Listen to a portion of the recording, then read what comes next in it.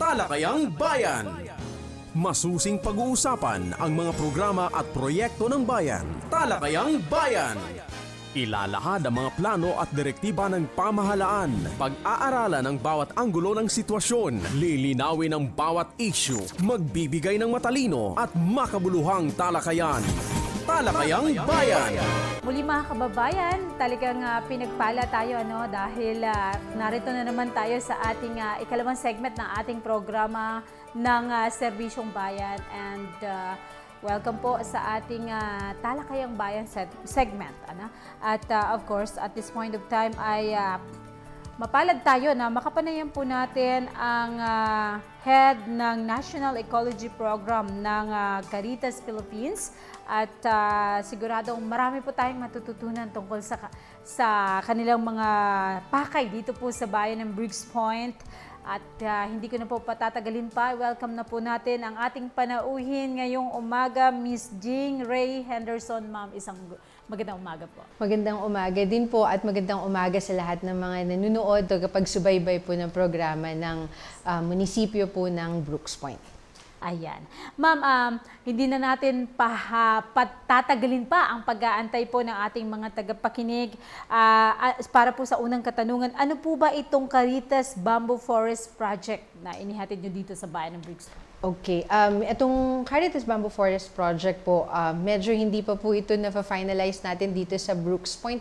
Pero isa sa mga plano natin ay magkaroon, ito yung batch 2 ng Caritas Integrated Bamboo Forest Project na sinimulan po natin noong 2022 sa Iloilo, sa San Carlos, sa Negros Occidental at saka sa Capiz, kung saan ang layunin po natin dito ay una, yung ating mga integrated bamboo forests ay makatugon or makapag-contribute doon sa ating climate mitigation, at upang na din na magkaroon tayo ng pagkakataon para protektahan pang lalo yung ating biodiversity. Pangalawa, magkaroon po ng mga hanap buhay yung ating mga komunidad, at pangatlo, siguraduhin din po yung community empowerment sa pamamagitan ng mas maayos na access doon sa government services, government programs na ibinibahagi po sa atin ng pamahalaan, dahil alam po natin na kapag may maayos na access ang ating mga mamamayan sa mga programa ng pamahalaan, ay nagkakaroon din sila ng mas maayos na, kumbaga masiguradong pag-unlad. So, yun po yung ang batch 2 po natin ay kasama po ang Palawan, kasama din po ang North Cotabato, ang South Cotabato, nandyan din po ang Cotabato mismo, at saka ang Basilan. So, nasa batch 2 po tayo ngayon, and hopefully all will be well and all will go according to plan, at makakapagsimula po tayo ng programa dito po kasama ang Briggs Point. Ayan. And gusto rin namin malaman, ma'am, ang organizational background po ninyo regarding po sa Caritas Philippines. Pwede niyo po bang maibahagi sa ating mga tagapakinig kung ano po ang Caritas Philippines? Ang Caritas Philippines po ang humanitarian development and advocacy arm ng Catholic Bishops' Conference of the Philippines. Essentially, tayo po ang social action. Kung pagbabasahin natin po yung gobyerno, parang tayo po ang DSWD ng simbahan.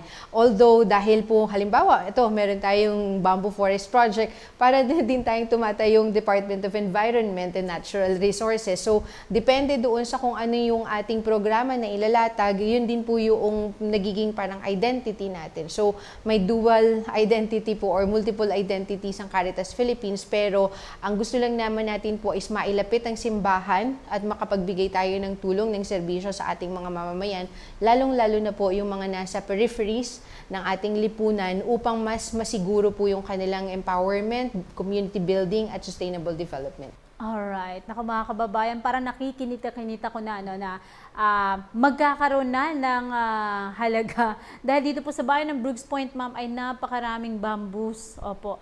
Pero ito ay hindi masyadong nabibigyan ng pansin. And dahil po sa inyong pakikipag-isa po sa LGU, ay tingin ko ay mabibigyang halaga po ang bamboos dito sa aming bayan. Gusto namin, ma'am, na i-point out lang na ang Caritas Philippines po ay hindi base sa ating mandate, ay hindi po kami po pwedeng dumiretso ng pakikipag-partnership sa mga LGU or sa iba pang mga grupo.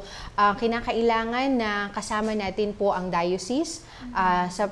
Dito po sa Brooks Point, yan po ay ang Apostolic Vicariate ng Puerto Princesa at ang ating pong Social Action Center. Dahil kinikilala po natin na yung authority at saka yung jurisdiction, 'di ba, ng ating mga diocese at saka ng ating mga social action centers. At masiguro din po na tamang partnership yung makukuha natin sa side po ng Caritas Philippines dahil mas kilala ng ating simbahan sa lokal yung ating mga kasamahan po na nandito din. So, kumbaga, without their endorsement or without their approval, hindi din po tayo po pwedeng dumiretso ng ating partnership. Kaya ito pong halimbawa dito sa pakikipag-partner natin po sa Brooks Point sa LGU, ito po ay nagsimula noong 2023 at 2022 nung tayo po ay nagkakaroon yung pakikipag-usap natin tungkol sa anti-mining campaign dito po sa Brooks Point at saka ito ay kumbaga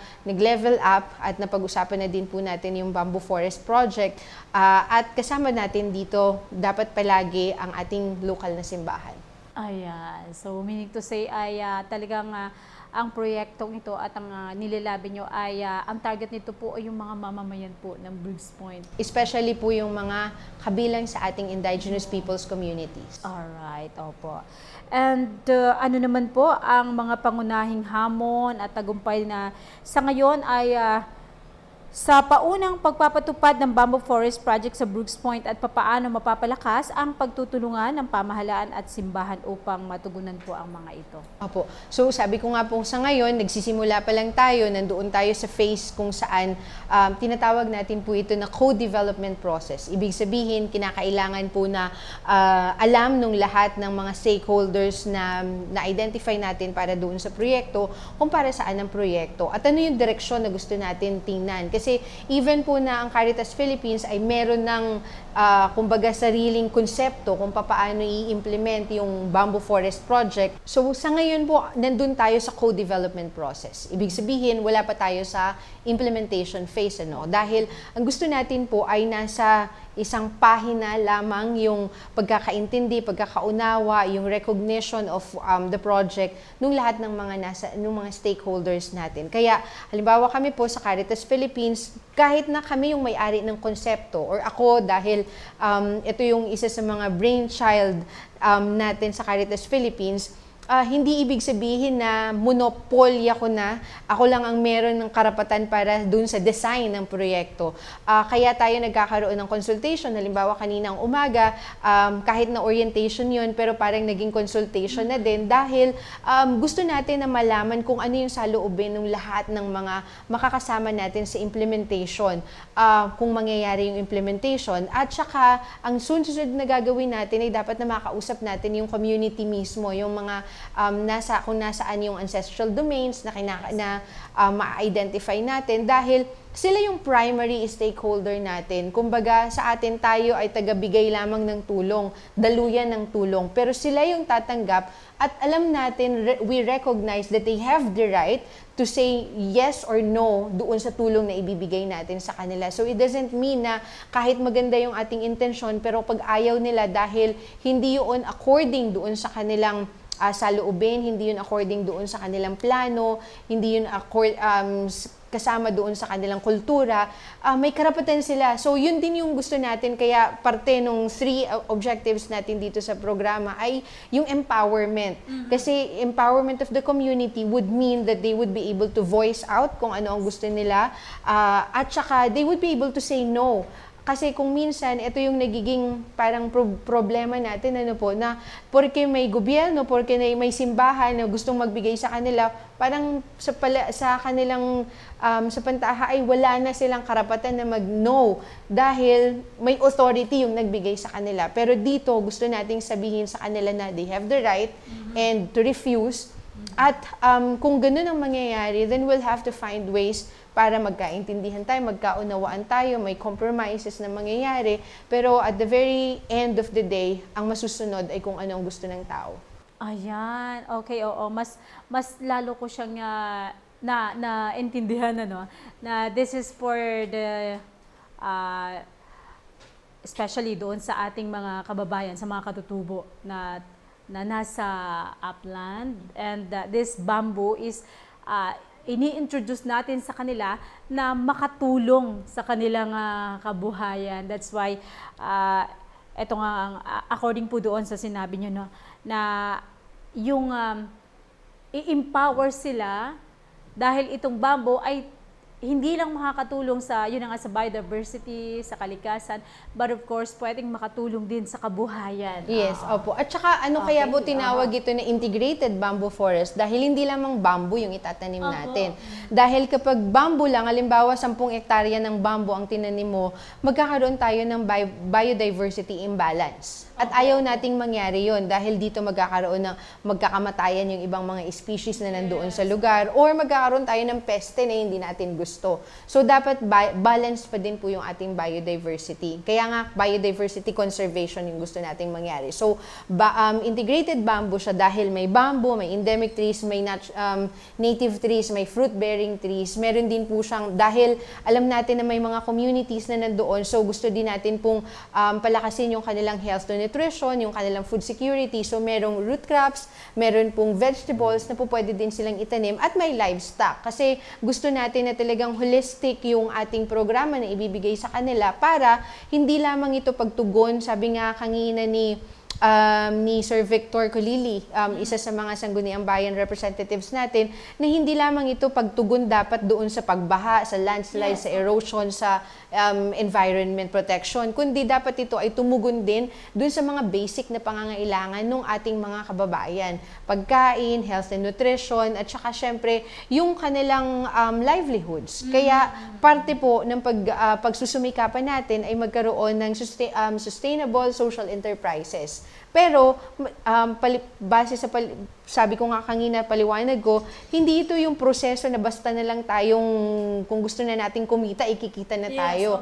Dapat meron pong organizing na mangyayari, merong savings na mangyayari muna, may mga training na pagdadaanan ng mga communities natin para talagang hubugin sila doon sa pagkakaroon na negosyo. Dahil alam naman po natin na lalo na kapag nasa mga IP groups natin, mga magsasaka, ang para sa kanila is magtanim, kumain, at saka kumita. Pero hindi sila na-train doon sa dapat may entrepreneurial skills tayo para mas maging maayos yung ating pagnenegosyo. So, kaya ang kahit na matagal or kahit na mahirap yung proseso, dapat natin itong pagdaanan para sigurado yung ating pagtatagumpay. Ito po bang Caritas Philippines ay makatutulong sa pag-market po ng pag-sustain po ng market ng produkto? Parte po nung training na ibinibigay po natin ay yung pagkakaroon ng, kasi ayaw natin po na magsimula yung negosyo na walang market research, walang feasibility study. So dapat na alam muna nila kung para saan yung kanilang produkto. Halimbawa, if we will be concentrating on bamboo-related products, so dapat alam natin dito sa Brooks Point pa lang kung ano yung market natin dito. Kasi ayaw po natin na aasa tayo na, pwede tayo mag-export ng produkto. Ayaw natin na ganun. Dapat dito muna, merong market tayo. Pareho po ng ginawa namin sa Busuanga, sa kabilang ibayo po ninyo, dito sa Palawan, na tinulungan muna natin sila na magkaroon ng market study, feasibility study, may business planning, para alam natin po na dito mismo may bibili ng mga produkto at alam natin kung anong mga produkto ang binibili. So, kasi mahirap po na sasabihin natin sa kanila, magtanim tayo ng, halimbawa po ay ng mga kawayang tinik, tapos gawin nating mga chopsticks. Kung wala namang demand ng chopsticks dito sa lugar po ninyo at aasa lang tayo doon sa demand galing sa ibang lugar, mahirap po yun kasi binibigyan natin ng false hope yung ating mga kababayan. So, at parte yun nung training na gagawin natin. At hindi lamang ito Caritas Philippines, dahil syempre, ang gamay natin ay organizing, ang gamay natin po ay yung program development process. Pero pagdating na sa mga technical bagay na to, yung mga aspekto, kasama din po natin dito yung iba't ibang mga national government agencies, kapareho ng DENR, DTI, DOST, dahil sila po yung una mandated government agency para gawin ang lahat ng ito. At pangalawa, sila din po yung talagang may kakayahan, scientific, technical, and operational capacities para gawin ang lahat ng ito. At magtutulungan na lang po tayo, doon po yung tinatawag natin na leveraging ng mga resources. Kasi alam naman po natin na hindi natin pwedeng sakupin ang lahat. At ang kanya-kanya ay may capacity at yun yung gusto natin na ibahagi doon sa ating mga communities. Ayan. Ma'am, isa po sa yung 10 million solar rooftops challenge, isa po ito sa project presented dito po sa bayan ng Briggs Point. Although hindi nyo po na-tackle kanyo kanina. Pero nais po natin itanong sa inyo kung paano po naayon ang Bamboo Forest Project sa 10 million solar rooftops challenge. Okay. Ang mabilis na pagkakapareho nitong dalawa ay pareho siyang gustong sumagot doon sa krisis natin sa klima ngayon. Kung paano natin gagawin, yung 10 million solar rooftops challenge po ay inaanyayahan ng lahat, business owners, lalong-lalo na mga government agencies at saka yung mga individual households, na kung gusto natin po ng mas makatipid tayo dun sa kuryente, ano po, yung consumption natin, at mas maging pro-environment, ay magpakabit po tayo ng mga solar rooftops. Alam natin sa ngayon, dito sa market ng Pilipinas, medyo bumababa na ang halaga ng mga solar rooftops and including batteries. Kaya ang gusto po natin sana ay makasama natin yung lahat ng mga sektor doon sa ating challenge. Ano po, pero may pagkakataon pa din na, like for example, for Caritas Philippines, isa sa mga commitments natin ay talagang mag-electrify, mag-energize, mag-solarize ng mga off-grid communities sa ngayon. Dahil sa buong Pilipinas, alam naman po natin na meron pa tayo mga 25 million na mga households na walang kuryente. At ito yung gusto natin na maabot. Ang kadalasan, sila yung mga nasa geographical isolated areas. Ano po? At ito yung mga mahihirap talagang puntahan. At yun ang gusto natin na maabot para magkaroon sila ng access sa mura at affordable na, sa mura at saka malinis na kuryente. Ano po? So, yun yung 10 million solar rooftops challenge. Pwede din naman po na yung mga demo farms natin, nurseries ng bamboo forest, ay pwede naman pong maging solar powered. Kaya konektado pa din. Opo, ayan, napakaganda. And bilang bahagi naman po ng inyong sinabi na 10 million solar rooftops challenge, ang Caritas Philippines po ay maglalagay ng mga solar panels sa mga malalayong lugar na walang kuryente para makinabang sa renewable energy. Maaari po ba kayo magbahagi na higit pa tungkol sa inisyatibo? And of course, sa pasilidad po ng Briggs Point ay maaaring maging bahagi rin po ng tulong na ito mula po sa Caritas Philippines. Again, yung ating tulong po would always be through the diocese and then the Social Action Center. And malaki naman po yung possibility, especially now that even yung Apostolic Vicariate of Puerto Princesa ay talagang nasa DNA din nila yung environmental protection, ano po, at saka yung climate change mitigation and adaptation. Yung siguro ko ang sangay at saka nagsisimula na din na mag-solarize yung AVPP doon sa kanilang mga facilities. Yes. So may mga simbahan po tayo na may solar rooftops na. So doon yung una natin kasi gusto ang vision natin din po sa buong Pilipinas ay yung lahat ng mga simbahan ay maging solar powered na din po. Kapareho ng Maasin, ang Diocese of Maasin po ang pinakaunang diocese sa buong mundo na fully solar powered. Ano po, yung hindi lamang yung sentro ng yung cathedral nila ang solar powered, kundi yung lahat ng kanilang mga parokya ay mga naka-solar na din. So sila po yung pinakaunang diocese sa buong mundo na meron ng ganun. Kaya yun din yung gusto natin, ano? Pero hindi lamang ito nagtatapos doon sa mga simbahan natin. Kaya sabi ko nga po, ang Caritas Philippines, ang priority natin ay yung mga geographically isolated communities. Alright, thank you so much, ma'am. Ayan, isa po sa mga at katanungan po na inihanda po para sa inyo ng ilan po sa ating mga tagapakinig. Ano po ang atikain para sa Bamboo Forest Project at sa 10 million solar rooftops challenge at papaano mapapalakas ng partnership nito with the gobyerno ang simbahan at pagpapatupad ng mga inisyatibo. Palagi pong kumbaga pamantayan ng Caritas Philippines na hindi natin sarili yung pagpapatupad ng mga programang ito. Lahat ng social services na meron ng Caritas Philippines ay dahil yun sa paniniwala po na we complement whatever is being done by the government. Hindi po natin gusto na palitan ng gobyerno. So, kaya with that, ay napakalakas ng partnership na we are trying to build, establish, and strengthen with our government agencies, with our government, with local government units, lalong-lalo na po. Dahil alam natin na at the end of the day, nandoon yung gobyerno para tumulong. At ito yung mandato ng gobyerno para siguraduhin na yung welfare ng ating mga kababayan ay natutuganan. Kaya we are hoping that with the Bamboo Forest Project, Integrated Bamboo Forest Project at saka yung 10 million solar rooftops, mas magiging malakas at saka mas magiging madalas yung ating partnership, yung ating engagement, and at the end of the day again, it would redound to the communities being more empowered to engage with government.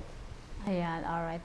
Naku, malapit na po tayong magtapos. Maraming salamat po sa inyong mga makabuluhang sinabi po para sa mga makabuluhang impormasyon para po sa ating mga tagapakinig. Baka po may mga nais po kayong mensahe para po sa mga mamamayan ng Brooks Point tungkol po sa Caritas Philippines sa pagtulong sa pamahalaan na tugunan ang mga hamon sa kapaligiran at enerhiya sa bansa. Nasa sa inyo po ang pagkakataon. Ang Caritas Philippines po bilang puso ng simbahan, dahil tayo nga po yung social action arm ng Catholic Church, ay isa sa mga mandate talaga ay siguraduhin yung pagpapalakas ng ating mga komunidad, lalong-lalo na sa pamamagitan ng ating mga humanitarian development and advocacy programs. At ito po ay ginagawa ng Caritas Philippines sa pamamagitan ng ating mga social action centers or yung mga local Caritas organizations po na nandiyan sa inyong mga diocese. At dito nga po sa Apostolic Vicariate, at ito din po ay sina Father Jasper ang mga kasama natin po dito. At nagpapasalamat tayo dahil doon sa kabukasan din ng simbahan at saka ng mga kapartners, yung stakeholders na nandito po. Napatunayan na natin ang malakas na partnership ng iba't ibang mga stakeholders at ng simbahan dito sa Palawan sa iba't ibang mga pagkakataon. At gusto po natin na siguraduhin at kumbaga ang pangako ng simbahan na palaging magiging nandyan. Ang mantra ngayon ng Caritas Philippines is that we'd leave no one behind. Yan po yung promise, ang Caritas promise natin At sa pamamagitan ng mga local churches, ayun din po yung ating nagagawa. At isa sa mga sinasabi po ngayon, lalong-lalo na nung nakalipas na CBCP Plenary Assembly, ang sinasabi po ng ating mga obispo ay dapat na pag-igihin pa natin sa simbahan ang ating pagtulong sa ating mga kababayan. Kaya po, dati ang ating mga ecology desks ay mga desk laang. Ngayon po ay in-elevate na ito bilang isang integral ecology ministry. Ibig sabihin, mas may full function na ito doon sa ating simbahan upang mas makatugon doon sa ating mga pangangailangan ng mga communities. Kaya asahan po ninyo na mas magiging madalas ang engagement ng simbahan sa inyo sa pamamagitan po ng ating mga integral ecology ministries. Lalong-lalo na po dito sa Palawan, sa Puerto Princesa, sa Brooks Point, At we are hoping also na if ever nakikita ninyo na merong ibang mga hindi kagandahan na gusto po ninyong maipaabot, meron po tayong safeguarding hotline or email, safeguarding@caritas.org.ph para gusto po ninyo, or confidential info@caritas.org.ph para gusto po ninyong maipaabot ang lahat ng ito sa amin. Pwede din po kayo magpaabot ng mga magagandang balita sa atin po at Caritas Media at caritas.org.ph. Salamat po. Nakong muli mga kababayan, maraming salamat Ma'am Jing Ray Henderson. Alright? Sa inyong mga makabuluhang mensahe para sa ating mga tagapakinig. Diyan po nagtatapos mga kababayan ang ating mahalagang pakikipagpanayam sa ating mahal na panauhin ngayong umaga. At syempre, alam natin na marami pa na kapaki-pakinabang na marinig po dito sa ating himpilan. Kaya lagi lang pong mag-tune in sa ating programang Impormasyon ng Bayan. Susunod na po ang Serbisyong Bayan pagkalipas lamang ng ilang sandali. Talakayang Bayan. Masusing pag-uusapan ang mga programa at proyekto ng bayan. Talakayang Bayan. Ilalahad ang mga plano at direktiba ng pamahalaan. Pag-aaralan ang bawat anggulo ng sitwasyon. Lilinawin ang bawat issue. Magbibigay ng matalino at makabuluhang talakayan. Talakayang Bayan.